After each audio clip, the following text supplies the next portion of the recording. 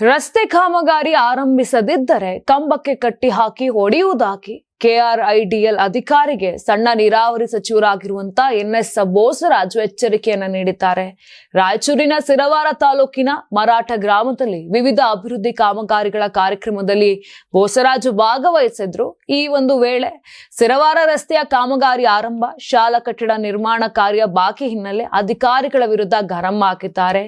AE ಅನ್ನೋದನ್ನ ನೋಡದೆ ನಾಲಿಗೆಯನ್ನ ಹರಿಬಿಟ್ಟು ಒಡೆಯೋದಾಗಿ ಅಥವಾ ಒದೆಯೋದಾಗಿ ಎಚ್ಚರಿಕೆಯನ್ನ ಕೊಟ್ಟಿದ್ದಾರೆ ಬೋಸರಾಜ್ ಅವರು.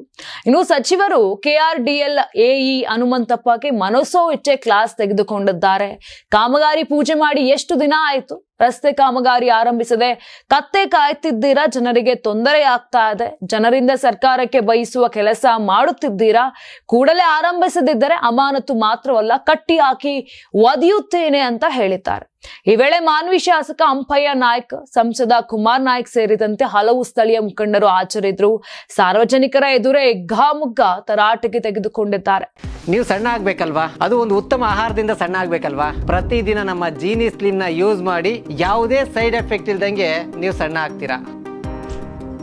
ನಿಮಗೆ ಮಾಧ್ಯಮದಲ್ಲಿ ಕೆಲಸ ಮಾಡುವ ಆಸಕ್ತಿ ಇದೆಯಾ? ಹಾಗಾದ್ರೆ ಕರ್ನಾಟಕ ಟಿವಿ ಡಿಜಿಟಲ್ ಮೀಡಿಯಾದಲ್ಲಿದೆ ನಿಮಗೆ ಒಳ್ಳೆಯ ಅವಕಾಶ.